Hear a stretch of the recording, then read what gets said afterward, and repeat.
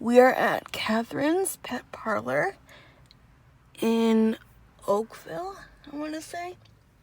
I think this is Oakville. So if you guys are in the area and you want to get your dog groomed, come here and tell them I sent you. Be nice and just, say I sent you. That'll be cool. So we're dropping Hope off. Oh. Yeah. We're dropping Hope off at the... What do you think? We went just a little bit shorter. Yeah, but not shaved. They all have to shave.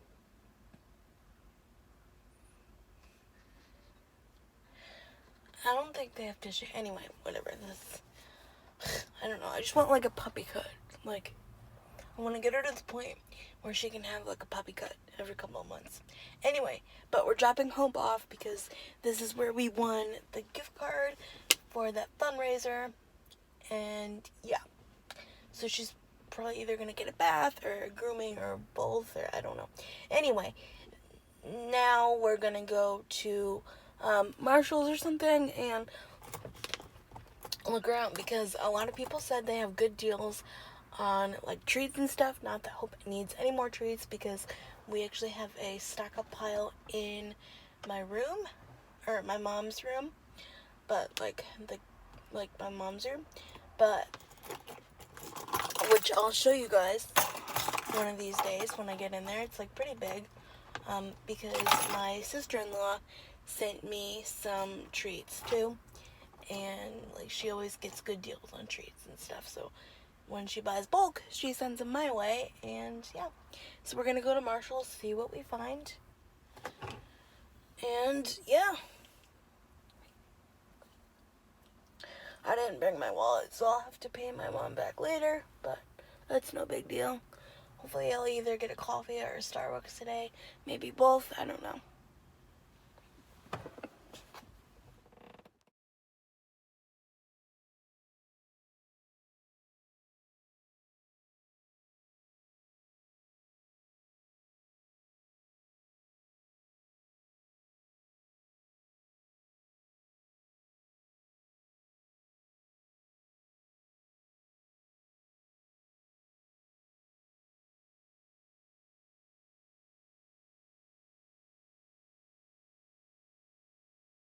So, hi guys. We just got home back from our little excursion, and I wanted to show you some of the things that we got. These things were not from Walmart. These things are from the Catherine Pet Parlor shop in Oakville, Connecticut. One of the things my mom got is this little pillow. It says, what? You growling at him? No. She's sniffing my bag. Oh. Well, she wants a treat. I know, I'm getting one. Chicken jerky. A chicken chip. This one that says it's basically a zoo up in here. Because it is. And then I got two things. I got these chicken chips for all the dogs. Doggy chicken chips. And we're going to open them and see how they like them. Maddie, could you open these? She doesn't want to sniff you. Make them all stick for the treats. There's more treats in this house than... Then what?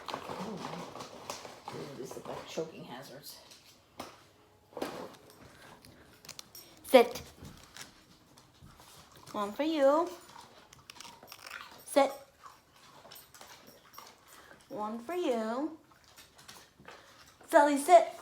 Oh, he sat. Good boy. He never sits.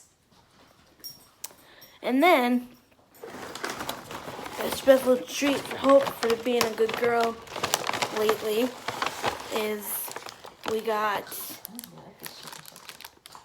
a beef chew that smells rather not appetizing, but chew. You giving that to her now? I don't know, I was gonna Well, you have to store that somewhere with your stuff, because that thing smells.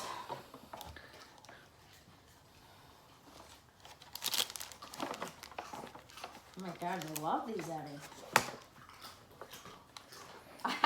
I never met a chip I didn't like either.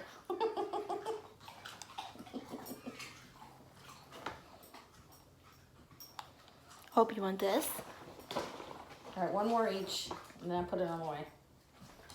Sully, did you eat yours? Seriously, Sully, you even ate yours? I didn't know you ate yours. Here, buddy.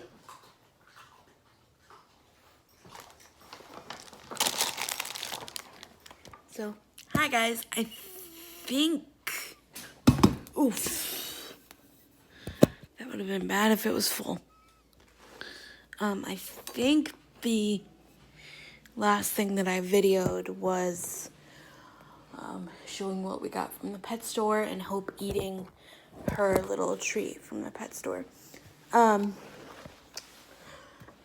She ate it and she really enjoyed it. Her breath smells, so now I have to brush her teeth. But now I'm gonna get into I brush her whenever I remember to, but now I'm gonna set an alarm on my phone to brush my dog, because doodles and poodles and that sort of breed get really matted and whatever, and I have to focus on her armpit. This is not a good angle, and I have to focus on her armpits or whatever. Can we go over here?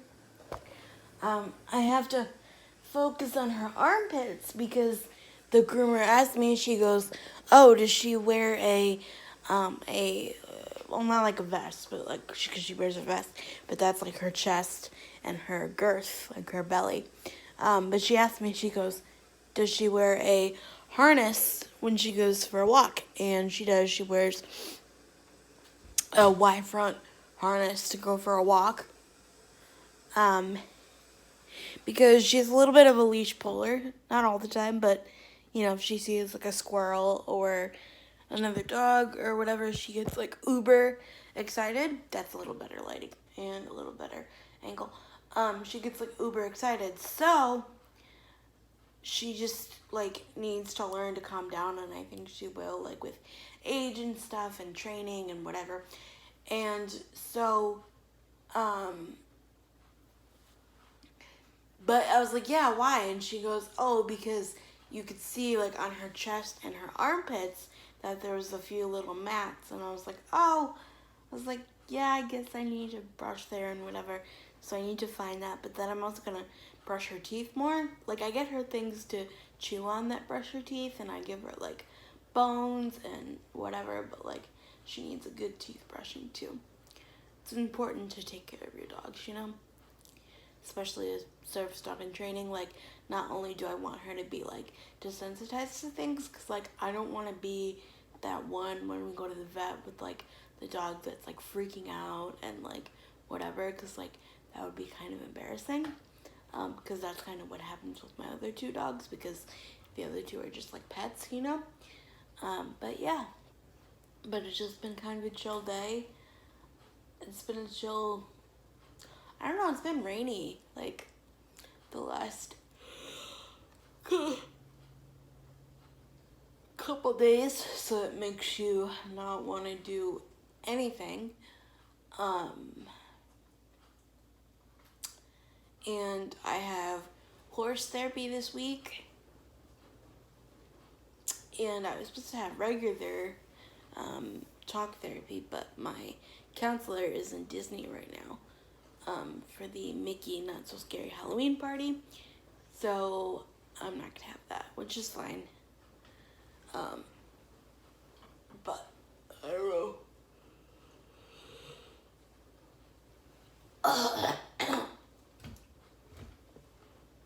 And oh, I'm so tired. Stretch. Oh, okay.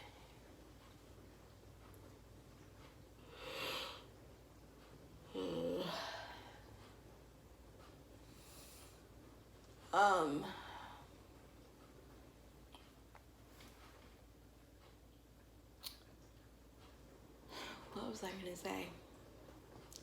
I debated on saying this or not. I don't know. But I was listening to a podcast, and I'm not gonna say which one, because I listened to a few. But I was listening to a podcast, and this person was sharing a story about how they dated someone with bipolar disorder. Now, I don't know bipolar 1 or bipolar 2. And I don't know really the difference between bipolar 1 and bipolar 2. All I know is that I have bipolar 1.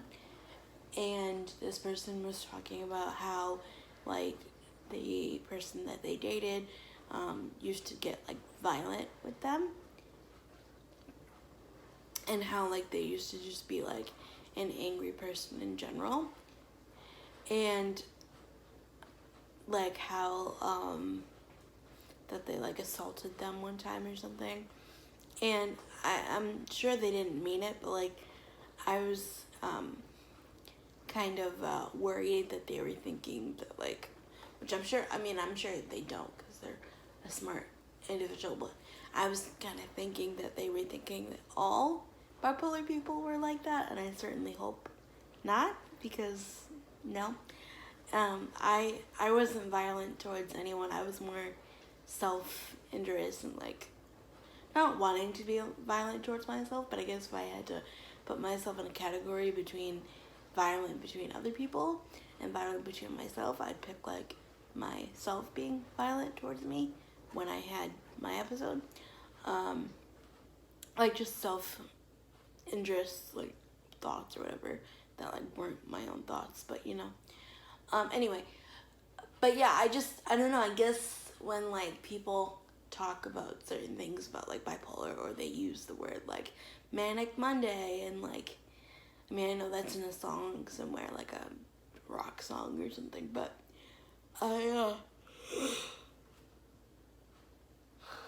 not that I get offended, because it just takes a lot for me to get offended, but, like, I don't like it now, because, like, now I'm in that, like, club, you know, so it's like, oh, that's kind of not cool, you know, I don't know, anyway, I don't know where I was going with that, it sounded better in my head, but anyway, I just wanted to tell my people that not all bipolar people are violent and whatever. I mean, some of them can be, you know, some people can be if they're not, like, on medication, but I work very, very hard to do my treatments and to take my meds when I'm supposed to, and to do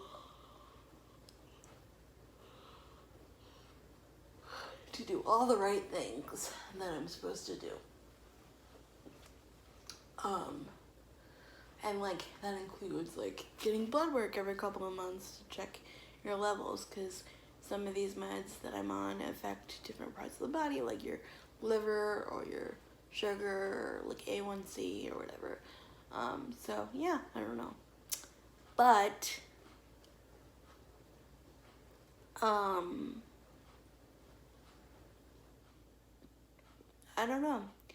I think, well, okay, like, so, hasn't necessarily been a year since I've been, diagnosed. It'll be a year, January 23rd. And even then, that week is a little bit fuzzy to me.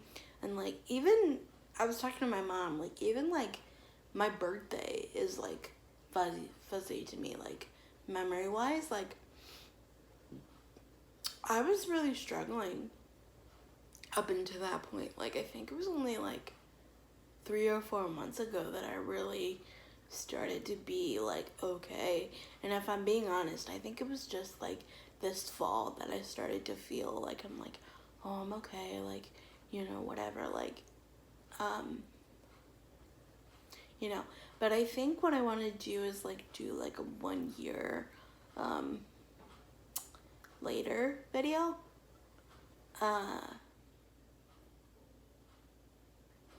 And, like, you know, just kind of talk about my feelings and like how it changed my life and like how I'm doing a year later, and like maybe I'll include like some photos because I do have some photos.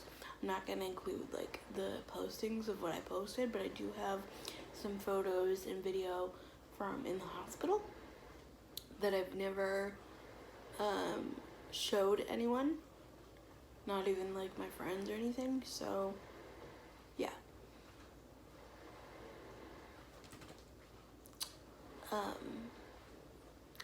I don't know, it's gonna be tough. I'm actually scared. I'm scared for the winter to come. Because for the last like 3-4 years I've had issues, like medical issues, every single winter. And they've been mental, like anxiety, depression, like sadness, like you name it, I've had it, you know? And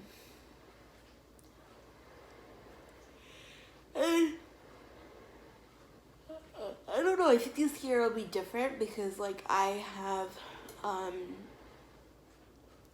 the power chair now, and like as long as things are plowed, like I can go outside and I can do things. I mean, just last year I was getting acquainted with the power chair. I've now had it a while. I use it. I've used it, you know, in stores, and I've used it, you know, all over the place. But I don't know. I'm nervous for the winter, but I'm just gonna try to be like, okay, all right, how are we doing like today? And I'm gonna take it like hour by hour. And I was thinking of maybe